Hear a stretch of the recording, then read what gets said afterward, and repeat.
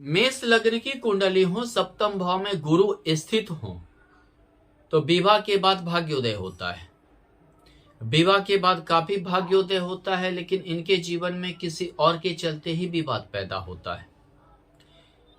चाहे अगर पति के कुंडली में है तो उसके जीवन में कोई और रहता है जिसके कारण पत्नी से विवाद पैदा होता है। अगर ऐसा किसी स्त्री के कुंडली में होता है तो उसके जीवन में ऐसा होता है जिसके कारण विवाद पैदा होता है। कोई और के अन्य के कारण विवाद पैदा होता है। हालांकि ये राइज बहुत ज्यादा करते, प्रगति बहुत ज्यादा करते। यहां अगर गुरु के साथ,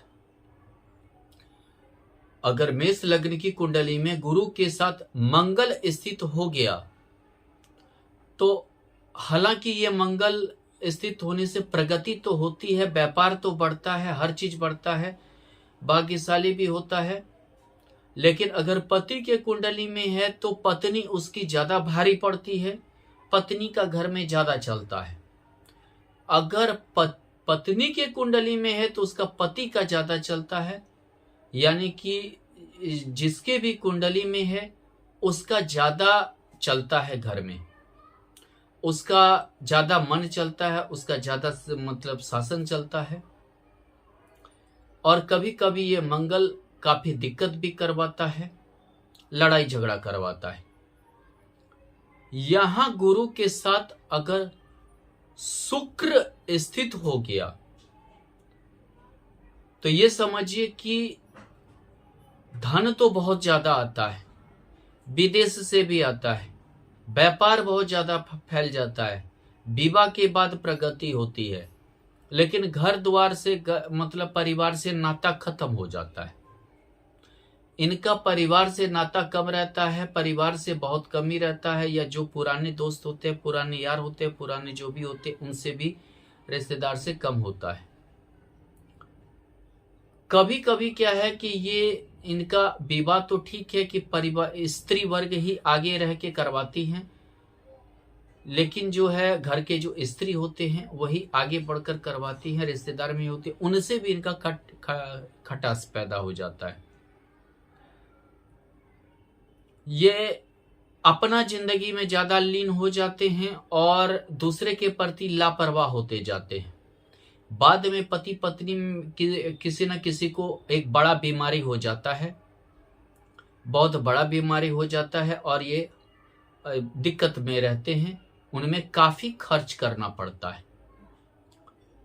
मेष लग्न की कुंडली हो और सप्तम भाव में गुरु के साथ बुध स्थित हो तो ये समझिए कि ये काफी मतलब वैवाहिक संबंध खराब रहता है, वैवाहिक संबंध काफी खराब रहता है, काफी दिक्कत में रहते हैं। काफी ये समझिए कि इनके बीच में हमेशा दूसरा कोई सलाह करने के लिए आते हैं, हमेशा दूसरा जो है इन्हें मतलब कि दोनों को मेल मिलाप सलाह करवाना, इन्हीं के पीछे इनका वैवाहिक जीवन डिस्टर्ब रहता है।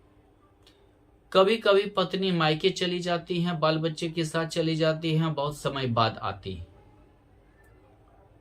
अगर यहां मेष लग्न की कुंडली के सप्तम भाव में गुरु के साथ अगर चंद्रमा स्थित हो तो ये धनी होते हैं, काफी संपत्ति अर्जित करते हैं, अचल संपत्ति अर्जित करते हैं, समृद्ध होते हैं, बाहर से विदेश से जहां से भी हो इन्हें काफी धन भी प्राप्त होता है। विवाह के बाद ये काफी भाग्योदय हो जाता है, इनका दिन दोगुना रात चौगुना वाली स्थिति हो जाती है, जीवन स्तर काफी परिवर्तन हो जाता है, काफी ऊंचा उठ जाता है। मेष लग्न की कुंडली हो और गुरु के साथ अगर सूर्य स्थित हो तो ये समझिए भाग्यवान होते हैं, धनवान हो जाते हैं। विवाह के बाद कोई बड़ा अधिकारी, राजनेता या समझिए उच्च पदाधिकारी, कुछ ना कुछ ऐसी जगहों पर ये आसीन हो जाते हैं, यानी इनकी काफी तरक्की हो जाती है, काफी ये समृद्ध हो जाते हैं। इनका जो है नेटवर्किंग बहुत ज्यादा फैल जाता है, विदेश वगैरह की ओर भी फैल जाता है। और ये आप समझिए कि विवाह के बाद भी हो सकता है ऐसे व्यक्ति, अगर लड़का है तो वे उच्च डिग्री प्राप्त कर लेते हैं, अगर लड़की है तो इनके पति इनका सहयोग देते हैं पढ़ाई लिखाई में, और अधिकारी वगैरह बनने में भी सहयोग रहता है। अगर मेष लग्न की कुंडली है, सप्तम भाव में गुरु के साथ अगर शनि स्थित है, तो ये समझिए कि ये कर्माधिपति योग के कारण विवाह के बाद अपने कर्म के बदौलत, अपने भाग्य के बदौलत, कर्म और भाग्य दोनों के सहयोग से ये काफी राइज करते हैं। इन्हें मान सम्मान, प्रतिष्ठा, सम्मान इतना बड़ा मिलता है कि ये भी जिंदगी में कभी नहीं सोचे होंगे। इन्हें काफी बड़ा मान सम्मान मिलता है, काफी ज्यादा प्रसिद्धि मिलती है, लेकिन लेट से विवाह होने का डर बना हुआ रहता है। लेट से विवाह होता है, लेकिन इन्हें विवाह के बाद काफी ज्यादा प्रसिद्धि मिलने के योग होते हैं। अगर मेष लग्न की कुंडली है और गुरु के साथ राहु स्थित है, तो पत्नी कितनी भी अच्छी हो, कितना भी जो है सुंदर हो, ये दूसरे के पत्नी के पीछे लगे रहते हैं, दूसरे स्त्री के पीछे रहते हैं, जिसके चलते इनकी बदनामी होती है, सामाजिक बदनामी होती है। सामाजिक जो है काफी इन्हें जो है सम्मान के प्रति या समझिए और के प्रति काफी धक्का खाना पड़ता है। अगर यहाँ मेष लग्न की कुंडली हो, सप्तम भाव में गुरु के साथ केतु स्थित है, तो पत्नी तो धार्मिक होते ही है विवाह के बाद। ये धार्मिक रहे ना रहे, ये भी काफी धार्मिक हो जाते हैं। दोनों धर्म कर्म पर ज्यादा विश्वास करने लगते हैं और धार्मिक कार्य की वजह से ही ये अपने कर्म में पीछे रह जाते हैं, यानी कामकाज के प्रति इन्हें उतना रुचि नहीं रहता है।